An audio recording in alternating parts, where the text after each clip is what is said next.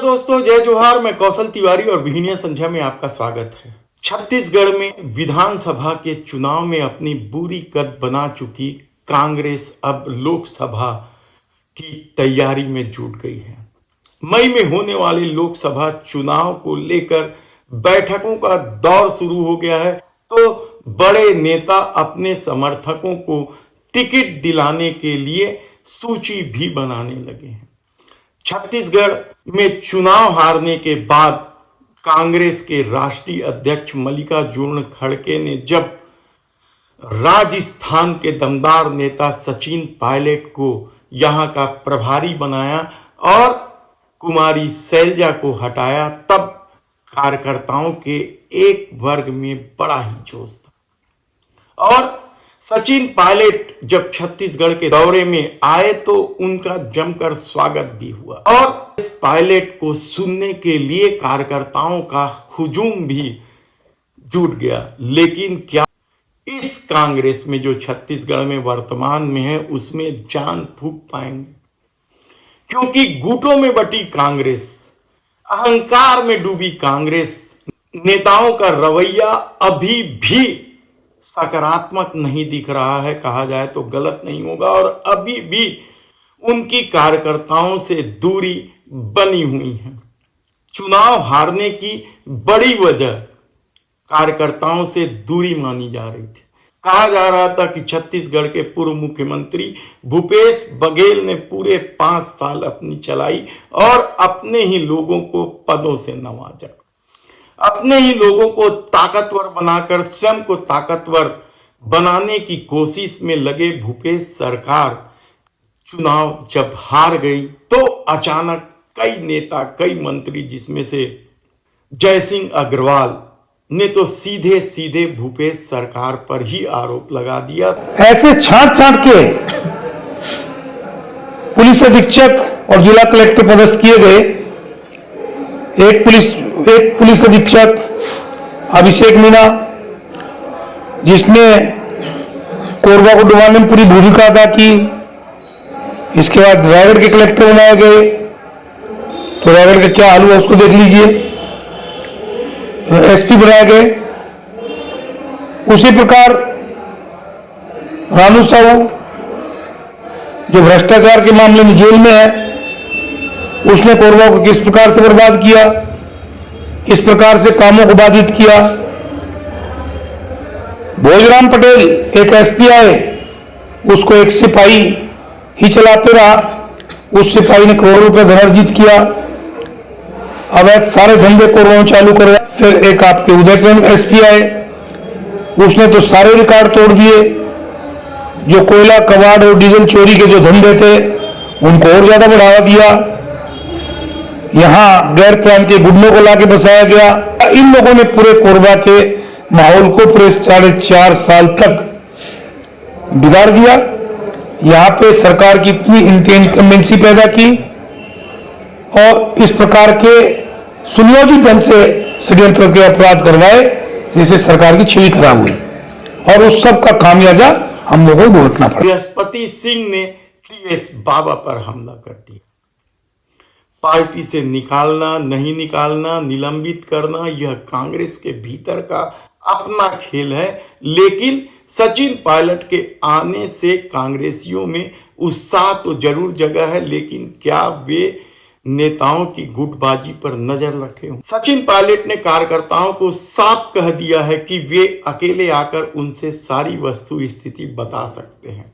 आपकी बात कहीं दूसरी जगह नहीं जाएगी, यानी 2 लोगों के बीच की बात 2 लोगों में ही रहेगी। लेकिन क्या ऐसा संभव है? क्योंकि अब तक जो भी प्रभारी आए हैं वह कांग्रेस के छत्रपों के सामने मेल जोल कर अपना उल्लू सीधा करते रहे। ऐसी परिस्थिति में सचिन पायलट की बातों पर कितना आम कार्यकर्ता भरोसा करेगा, यह देखने की बात होगी। लेकिन आज हम बता दें कि छत्तीसगढ़ राज्य बनने के बाद कांग्रेस लोकसभा सीटों में हमेशा ही फिसड्डी प्रदर्शन किया है। कभी 1 सीट जीतती है तो पिछले बार उसने 2 सीटें जीती है। 11 लोकसभा सीटों में से 1 सीट अनुसूचित जाति के लिए आरक्षित है, एससी वर्ग के लिए। सामान्य सीटों में राजनांदगांव, महासमुंद, रायपुर, बिलासपुर की सीट शामिल है। तो आदिवासी लोगों के लिए आरक्षित सीटें हैं वह बस्तर की दोनों सीटें, कांकेर और जगदलपुर, और सरगुजा की दोनों सीटें। और इन 11 सीटों में पिछली बार सरकार होने के बावजूद कांग्रेस केवल 2 सीटें जीत पाई थी, जिसमें से एक बस्तर की सीट दीपक बैज जीते थे, जो वर्तमान में कांग्रेस के प्रदेश अध्यक्ष हैं, लेकिन वे विधानसभा चुनाव बुरी तरीके से हार गए। तो दूसरी सीट कोरबा की ज्योत्सना महंत ने जीती थी, जो नेता प्रतिपक्ष चरणदास महंत की धर्मपत्नी है। इसके अलावा भूपेश बघेल ने बहुत बड़ी मेहनत की थी, तब भी वह 2 सीटों से आगे नहीं बढ़ पाई। और इन तमाम सीटों में जीत का अंतर बड़ा लंबा था। रायपुर, दुर्ग जैसे सीट में तो 4 लाख से ऊपर से कांग्रेस हारी थी। कभी कांग्रेस का गढ़ माने जाने वाली छत्तीसगढ़ में कांग्रेस इतनी कमजोर क्या सिर्फ गुटबाजी की वजह से है, या भारतीय जनता पार्टी की अपनी मशीनरी की वजह से यह है? सवाल कई सारे आप उठा सकते हैं, लेकिन सबसे महत्वपूर्ण सवाल तो यह है कि इन सीटों पर प्रत्याशी कैसे होगा, किस तरीके का होगा, यह सबसे बड़ा सवाल है। क्योंकि भारतीय जनता पार्टी ने भी तैयारी शुरू कर दी है। उनके हाथ में छत्तीसगढ़ की सत्ता है, उनके पास आदिवासी मुख्यमंत्री है, और जब 2004 के चुनाव से लेकर अब तक कांग्रेस 1-2 सीटों से ज्यादा नहीं जीत पाई है, भारतीय जनता पार्टी लगातार अच्छा प्रदर्शन कर रही है। तब सवाल यह है कि 2024 में लोकसभा का होने वाले चुनाव में कांग्रेस क्या कर पाएगी।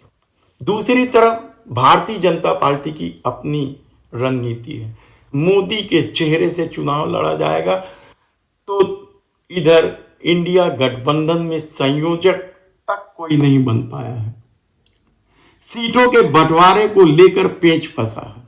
हालांकि छत्तीसगढ़ में कांग्रेस के सामने यह स्थिति नहीं है। यदि समझौता हुआ भी तो बहुजन समाज पार्टी से हो सकता है, वह भी जो जांजगीर चांपा की एक सीट है, जो रिजर्व सीट है, उस पर समझौता हो सकता है। क्योंकि पिछली बार भी वहां बसपा के प्रत्याशी ने 1 लाख से अधिक वोट पाए थे।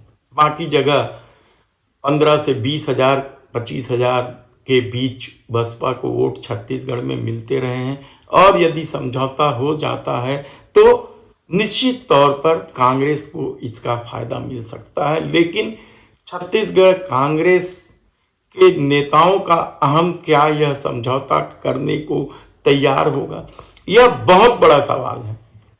क्योंकि बहुजन समाज पार्टी का जांजगीर चांपा क्षेत्र में ही नहीं, कई जगह अच्छा प्रभाव है, खासकर बिलासपुर संभाग के कई सीटों पर। वहीं गोंडवाना गणतंत्र पार्टी ने भी विधानसभा चुनाव में 1 सीट जीत ली है। उनके अध्यक्ष ने यह सीट जीती है, मरकाम, हीरा सिंह मरकाम, जो गठन किए थे, जो संस्थापक हैं गोंडवाना पार्टी के, उनके पुत्र। ऐसी परिस्थिति में जब कार्यकर्ताओं ने पिछले 5 साल भूपेश सरकार की राजनीति को देखा है, टीएस बाबा की राजनीति को देखा है, चरणदास महंत की राजनीति को देखा है, और किस तरीके से दीपक बैज शांत प्रवृत्ति के माने जाते हैं। लेकिन कहा जा रहा है कि यदि लोकसभा जीतना है तो आक्रामक तेवर अपनाना चाहिए। तो दीपक बैज क्या आने वाले दिनों में खुलकर आक्रामक हो पाएंगे, यह बड़ा सवाल है। क्योंकि भारतीय जनता पार्टी अपना हर चुनाव बेहद ही आक्रामक ढंग से लड़ती है, और यही वजह है कि छत्तीसगढ़ को गढ़ माने जाने के बाद भी कांग्रेस यहां लोकसभा का चुनाव एक दो सीटों से आगे नहीं बढ़ पाई है, तो क्या इस बार उनकी सीटें बढ़ेंगी? टिकटों का वितरण किस तरीके से होगा? कहा जा रहा है कि जिस तरीके से देश में मोदी सत्ता ने माहौल खड़ा किया है, हिंदू वोटों के ध्रुवीकरण को लेकर जिस तरीके का खेल खेला है, उससे कई नेता चुनाव लड़ने से हिचक भी रहे हैं। तब आने वाले दिनों में किस तरीके के प्रत्याशी होंगे? क्या तमाम बड़े नेता को ही चुनाव पर उतारा जाएगा? ऐसे कई सवाल हैं, लेकिन सबसे बड़ा सवाल तो यही है कि आने वाले दिनों में सचिन पायलट किस तरीके से सामंजस्य बैठाते हैं। धन्यवाद।